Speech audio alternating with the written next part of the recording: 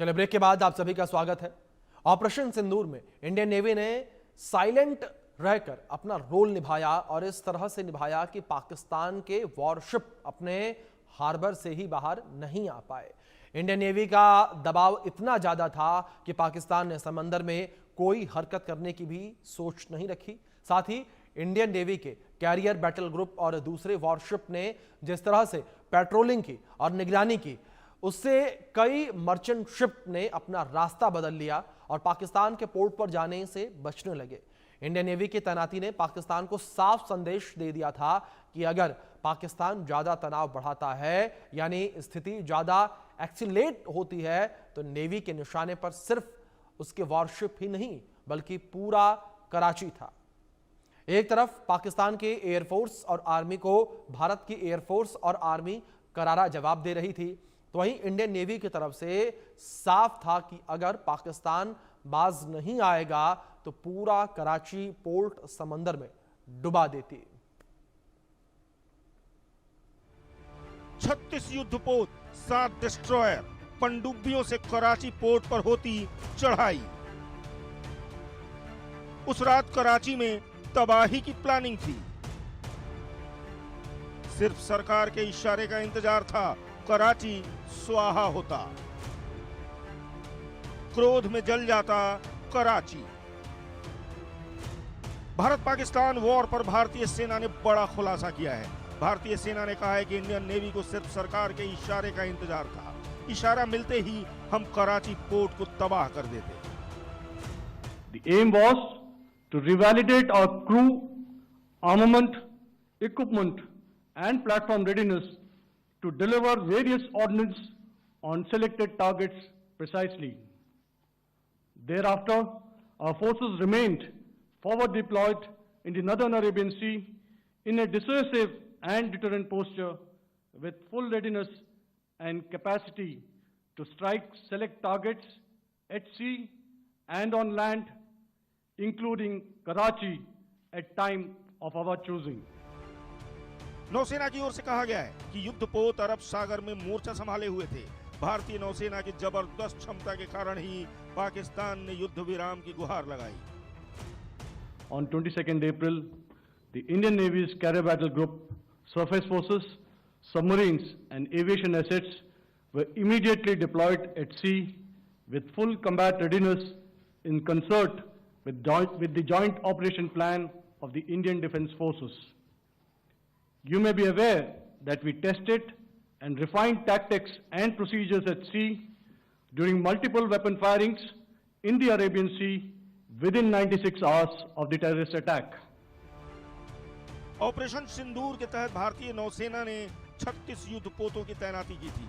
इसमें आईएनएस विक्रांत, ब्रह्मोस विध्वंसक, stealth frigate और पनडुब्बियां शामिल थी। इन्होंने न केवल पाकिस्तानी नौसेना को हैरान कर दिया बल्कि कराची के निकट इस तैनाती ने पाकिस्तान को रणनीतिक चेतावनी भी दी थी।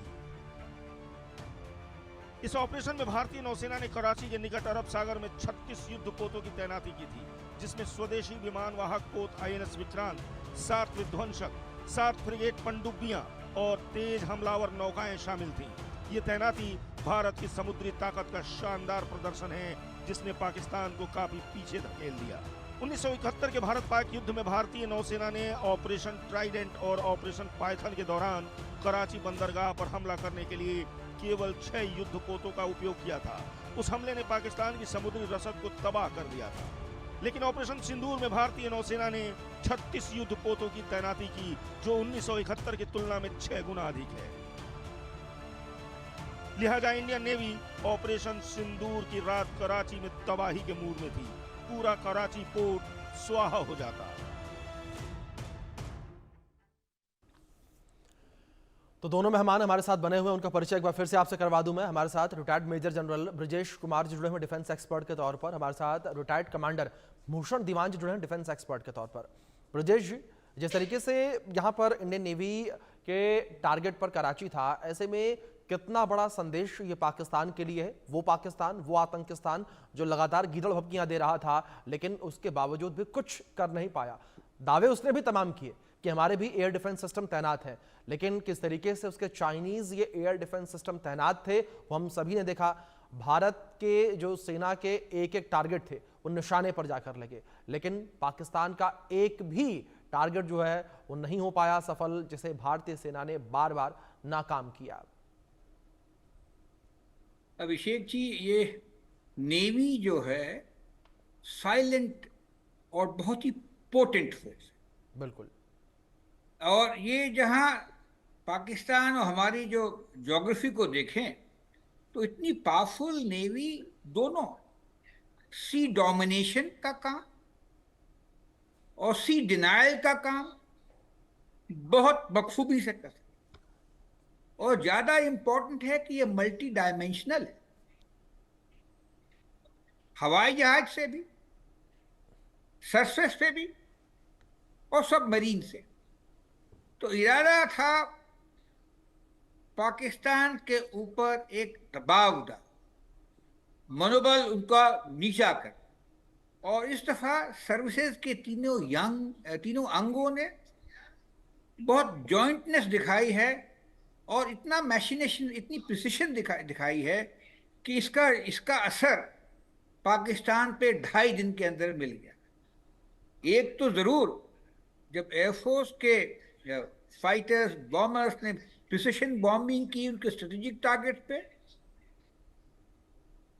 एलओसी के ऊपर में आर्मी के शेलिंग और दबाव, और इंडियन नेवी की जो बेड़ा जो है वो कराची के ऊपर में, इन तीनों ने बहुत अच्छा इनके ऊपर दबाव डाला होगा। यही शायद कारण है कि 2.5 दिनों के बाद में डीजीएमओ पाकिस्तान ने हमारे डीजीएमओ को संपर्क किया, जबकि हमारे डिप्लोमेटिक चैनल्स बंद थे। तो ये रहा सिनर्जी का कमाल, ये रहा हमारी जो साइलेंट सर्विस है और जो कि बहुत पोटेंट है, और इसमें हमको मौका भी मिला कि पूरे रेंजेस हैं, जैसे सुना आपने डायरेक्टर जनरल नेवल ऑपरेशन, अपने कोऑर्डिनेशन किए, फायरिंग की, तालमेल किया, मिसाइल का क्या कहते हैं, टॉर्पीडोज का, बाकी गन्स का। तो एक बहुत अच्छा एक्सरसाइज भी का मौका भी हमको मिल गया। तो ये कहें कि नेवी का बहुत तगड़ा प्रभाव रहा है पाकिस्तान सरकार के मनोबल को कमजोर करने का, और वैसे भी सेना का काम है तोड़ फोड़ के, डिस्ट्रक्शन करके उनका मनोबल तोड़ना, ताकि वो डिप्लोमेटिक स्टेट पे आ जाए, उनसे बातचीत। बड़ी सही बात आपने कही, जिस तरीके से आपने जिक्र किया कि मनोबल तोड़ देना, मनोबल तोड़ने को लेकर एक बात भी यहाँ सामने आती है। अगर यहाँ पर भारतीय नेवी और पाकिस्तानी नेवी को लेकर कंपेयर किया जाए तो भारतीय नेवी की ताकत करीब करीब 3 गुना से ज्यादा है पाकिस्तानी नेवी से। भूषण जी, क्या यही वजह कि जो पाकिस्तान का कह सकते हैं कि एक भ्रम था, वो भ्रम टूटा, चकनाचूर हुआ? क्योंकि अगर युद्धपोत को लेकर भी बात कर ली जाए तो भारत के पास 150 से ज्यादा युद्धपोत तैनात हैं, जो कि काफी ज्यादा आधुनिक हैं। दूसरी ओर अगर पाकिस्तान को लेकर बात की जाए तो पाकिस्तान के पास ये नंबर 50 से 55 का केवल। अभिषेक जी, युद्ध वो अच्छा जो बिना लड़े जीता जाए जी। युद्ध बहुत महंगा होता है, एक एक मिसाइल लाखों में जाती है, करोड़ों में भी जा सकती है, और ऑपरेट करने में भी कितना खर्चा आता है। और दूसरी बात, युद्ध की सबसे बड़ी चीज ये है, देखिए यूक्रेन रूस का युद्ध शुरू हुआ 3 साल हो गए, शुरू हुआ था लगता था हफ्ते में 10 दिन में खत्म हो जाएगा। क्यों? कहाँ रूस, कहाँ यूक्रेन। सवाल ये है, युद्ध में जैसे चक्रव्यूह होता है, आप घुसना जानते हैं तो आपको भी पता होना चाहिए निकलना कब है। निकलेंगे नहीं तो एंडलेस आपका जो है वॉर चलता जाएगा, डिस्ट्रक्शन दोनों तरफ बढ़ती जाएगी, और प्लेयर चाइना, अमेरिका, इधर उधर रूस, सब उसमें जुड़ते जाएंगे और वो रायता फैलता जाएगा। तो सबसे बड़ी आप स्ट्रेटजी देखो कि तीनों सेना की एनर्जी 71 के युद्ध में मैं लड़ा हूं कि कराची के ऊपर हमारी मिसाइल बोट्स ने अटैक किया था, 7 दिन तक कराची, उनके ऑयल डंप जलते रहे थे। कराची जो है वो इस्लामाबाद या रावलपिंडी नहीं है, वो पाकिस्तान का फाइनेंशियल कैपिटल है। अगर वो तबाह हो जाता तो पाकिस्तान पूरी तरह तबाह हो जाता। सवाल क्या है, ये प्लानिंग क्यों? कई लोग पूछते हैं एक दूसरे चैनल पे, अरे 22 अप्रैल के बाद आपने इतने दिन क्यों लगा दिए रिस्पॉन्स देने में? देखिए प्लानिंग करनी पड़ती। ये नहीं किसी ने मुझे, ऐसे 1-to-1 नहीं है, किसी ने मुझे गाली दी, मैंने थप्पड़ मार दिया, उसने आंख में चोट की, मैं सिर पे मार दिया। पूरा एस्केलेशन मैट्रिक्स वर्कआउट करना पड़ता है, ताकि किस टाइम आपने निकलना है, कहां तक जाना है, आपके कंट्रोल में आपकी पूरी वॉर मशीन होनी चाहिए। ये बहुत जरूरी है। जी और डर भी बना रहे, ताकि आगे दोबारा करें। तो ऑपरेशन सिंदूर स्टॉप नहीं किया गया है, सस्पेंड किया गया है। तो यो प्रेशर पूरा रहेगा। और आप देखें कितना खर्चा आएगा पाकिस्तान को युद्ध का अस्त्र लेने में। वो कंगाल होता जा रहा है, इसी से टूटेगा। जी और बलूचिस उनके पीछे पड़ गए हैं, जी पीओजे के अगेंस्ट है, तालिबान अगेंस्ट है। तो तरीका है कि घुट घुट के मरे, हलाल हो। ये हलाल का स्टेज 1 है। ऑपरेशन सिंदूर खत्म नहीं हुआ है। अभी खर्चा हमको भी है, पर जो लड़ाई करने के बाद खर्चा है वो बहुत ज्यादा है। जी। तो ये जो खर्चा है डिटरेंस, बिल्कुल बिल्कुल भूषण जी, बिल्कुल ठीक कहा आपने कि लड़ाई करने का जो खर्चा है वो काफी ज्यादा है। लेकिन इस बीच ब्रजेश जी, गौर करने की बात यहाँ पर यह भी है, अगर विमान वाहक पोत को लेकर बात की जाए, पाकिस्तान के पास एक भी विमान वाहक पोत नहीं है, तो वहीं दूसरी ओर भारत के पास 2 विमान वाहक पोत, जिसमें एक INS विक्रमादित्य जो कि रूस से लिया गया था, और दूसरी ओर INS विक्रांत जो कि स्वदेशी युद्ध वाहक पोत है। देखिए, ये हमारे पास जो सामग्री होती है, जो आयुध होता है, हमारे सिक्योरिटी कंसर्न्स को देख के होता है। हमारे सिक्योरिटी कंसर्न में पाकिस्तान एक हिस्सा है, लेकिन एक छोटा सा हिस्सा है। हमारी जो नेवी है वो ब्लू वाटर नेवी की तरफ चल रही। उसका डोमिनेशन हम चाहते हैं या करते भी हैं। ये पीस टाइम में क्या कहते हैं, horns of Africa to Malacca strait हम करते आए हैं। लेकिन हमारी चाहत है कि इसको एक प्रॉपर ब्लू वाटर नेवी बनाएं। तो ये अरेबियन सी है जो पाकिस्तान के साथ हमारा वास्ता रखता है, बे ऑफ बंगाल है, इंडियन नेशन है, इंडियन ओशन है। तो हमारी जो सिक्योरिटी कंसर्न्स हैं, या जो हमारे जो स्फीयर ऑफ इन्फ्लुएंस हैं, जो हम चीज़ करना चाहते हैं अपने साइज के मुताबिक से, अपने सोच के मुताबिक से, और अपनी स्ट्रेटेजिक तरीके के हिसाब से, उसके हिसाब से अपने देना पड़ेगा हमारी जो है नेवी की। और आपने सुना होगा, पिछले ही महीने की बात है, आगरलेगा एक जगह है मॉरिशस के पास, वहां भी हमने एक पोर्ट लिया है, वहां भी एयरफील्ड बनाया है। वो हमारे तट से कितनी दूर है, कई हजार किलोमीटर दूर है। तो जब हम बड़े देश हैं, तो अगर हम अपने आप को पाकिस्तान से तुलना करते हैं, जो कि हम पिछले 70 साल से करते आए हैं, तो छोटे बन जाते हैं। बिल्कुल हमारा जो सोच है, हमारी जो जगह है दुनिया में, काफी ऊपर है। और हम चाहते हैं कि इसका ख्याल खाली लीडरशिप नहीं करे, बाकी पूरे फ्रेटर्निटी, पूरे देश के लोग करें, तब ये चीजें समझ में आए। तो वे पुरानी कहावत है, if you compare yourself smaller person, तो आप वहीं रह जाएंगे। तो इसकी तुलना में पाकिस्तान का कोस्ट लाइन देखिए, बड़ा छोटा सा है जी। कराची है और पीछे वेस्ट में ग्वादर तक जाता है, जो कि चाइनीज मदद से बना है। कुछ छोटे छोटे और पोर्ट हैं, तो उनकी सी के हिसाब से उनकी रिक्वायरमेंट छोटी है और कम है। उसके अलावा भी नेवी और एयरफोर्स कैपिटल इंटेंसिव है। ये क्या कहते हैं, एयरक्राफ्ट कैरियर, साथ में उनका ग्रुप, और जो एयरक्राफ्ट है, दे आर वेरी एक्सपेंसिव। सो पाकिस्तान में जो much smaller economy and a poorer economy will have difficulty. Of course हम तो चाहेंगे कि इसी चीज़ों में वो पैसे खर्च करते रहें देश का, और उनकी हालत खराब हो जाए, ताकि उनकी जनता उनके फौज को निकाल दे। तो ये मेरा मानना है। जहां तक नेवी के साइज का आपने सवाल पूछा, कि हमारी दिशा और हमारी सोच बिल्कुल और हमारी कैपेबिलिटी बहुत बड़ी है, एक स्ट्रॉन्ग पॉइंट है भारत का, वो है। साफ तौर पर नजर आता है। लेकिन भूषण जी, मैं आपका रुख करूंगा इस बीच। अगर बात पाकिस्तान को लेकर की जाए, पाकिस्तान की तरफ से गीदड़ भभकी जो हमेशा देखने को मिलती है भूषण जी, वो मिलती है परमाणु बम को लेकर, परमाणु हमले को लेकर, कि परमाणु संपन्न देश है पाकिस्तान। लेकिन अगर परमाणु संपन्न देश को लेकर बात करें, तो उनकी नेवी परमाणु संपन्न नहीं है। भूषण जी, अगर गौर करने वाली बात यहां पर देखी जाए, कोई भी आधिकारिक परमाणु सक्षम नौसैनिक प्लेटफॉर्म पाकिस्तान के पास इस वक्त मौजूद नहीं है। तो वहीं दूसरी ओर अगर भारत को लेकर बात की जाए, तो थल, वायु और जल से परमाणु हमले की क्षमता भारत रखता है। बिल्कुल अभिषेक जी, आपने बिल्कुल ठीक बात की। पर अब तो कयास ये भी लगाए जा रहे हैं, आपने पढ़ा होगा कि ये जो परमाणु कैपेबिलिटी है जी पाकिस्तान के पास, अब ये कोई जानता नहीं ये खुद इनकी खुद की है कि किसी और देश की चला रहे हैं। मैं जी इतना ही कह के छोड़ूंगा इस बात को। और सवाल ये है, और इसलिए शायद इनको कई देश शय दे रहे हैं, मैं नाम नहीं देना चाहता हूं। सवाल ये है कि होना एक अलग चीज है, संभालना एक अलग चीज है। हाथी खरीदना सस्ता पड़ता है, हाथी को रखना मेंटेन करना ज्यादा महंगा है। तो जो प्रोसीजर्स हैं, जो प्रोसेस हैं, आपस में इनकी लड़ाई है, आर्मी और सिविलियन की लड़ाई है, और आपस इस प्रांत की उस प्रांत से लड़ाई है। तो ये कितना कर सकते हैं इनका कोई भरोसा नहीं। भरोसा एक टूटता हुआ जहाज है, पाकिस्तान टूटता हुआ जहाज है। तो इसको लोग यूज कर रहे हैं, हर कोई यूज कर रहा है, इस हिसाब से इनको फंड्स भी दे रहा है। और न्यूक्लियर के बारे में खुद की ये चाइना ने इनको दिया हुआ है। तो हमारा इंडिया का तो सेल्फ डेवलप्ड है।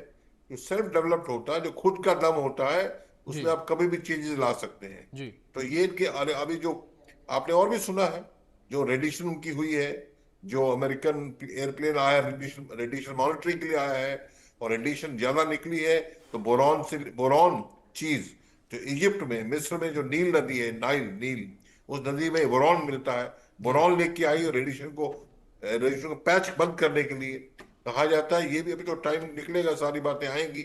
ये भी कहा जाता है क्योंकि शायद उनके न्यूक्लियर फैसिलिटीज में हमारा अटैक हुआ है। हमारे एयर मार्शल भारती ने कहा, अच्छा हमें तो नहीं पता था आपका वहां पे न्यूक्लियर है, हमने तो सरगोना पे अटैक किया था, किराना हिल्स पे अटैक हुआ। तो उनका ध्वस्त होने का भी वही प्रॉब्लम है, एयर डिफेंस सिस्टम है नहीं। तो आप तो लें, आप बहुत बड़ा महल बना लें, अगर आप डिफेंड ही नहीं कर पाए उसको तो कहाँ जाएंगे आप। ये हाल है पाकिस्तान का। तो ये मतलब न्यूक्लियर होना एक खिलौने के तौर पे अलग चीज है। पर एक बात खतरे की है, जब इतनी गड़बड़ होती है, झटके में गलतियां हो जाती हैं। क्यों झटके में? खिसियानी बिल्ली खंबा नोचे, जी कुछ ना कुछ। उनके पास टेक्टिकल न्यूक्लियर वेपन्स भी हैं। कोई ब्रिगेडियर लेवल का डिसीजन है, वो ब्रिगेड ही कोई छोड़ दे वहां पे, तो वहां पे तो चीज फैल जाएगी।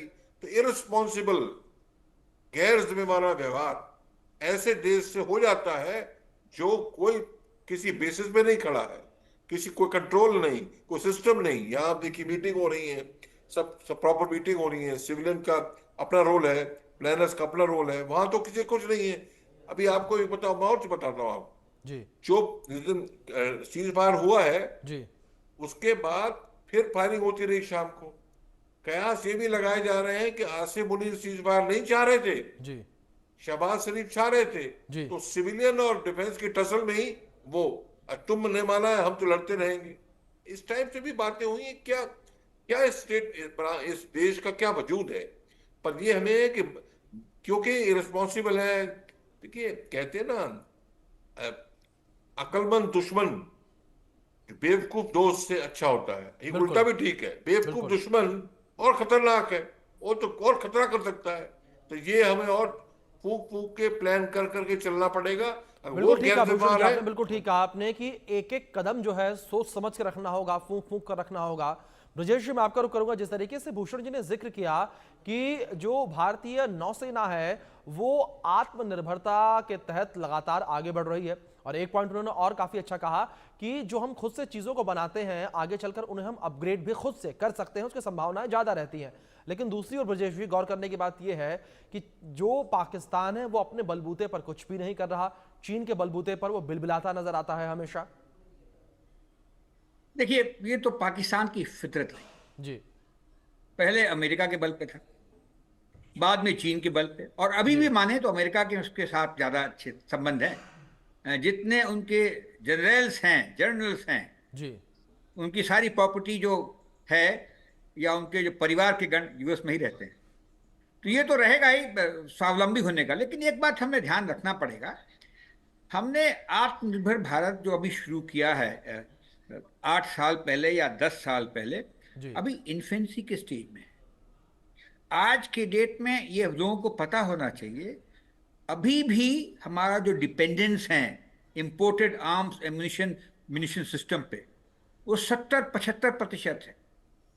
वो पहले करीब 85-87 था, उसके घट के इतना आया है। तो ये चीज लॉन्ग जेस्टेशन पीरियड है, लगे रहना पड़ेगा, लगे रहो मुन्ना भाई। 10, 15, 20 साल में ये हम एक समय पे आएंगे जब हम स्वावलंबी हो पाएंगे।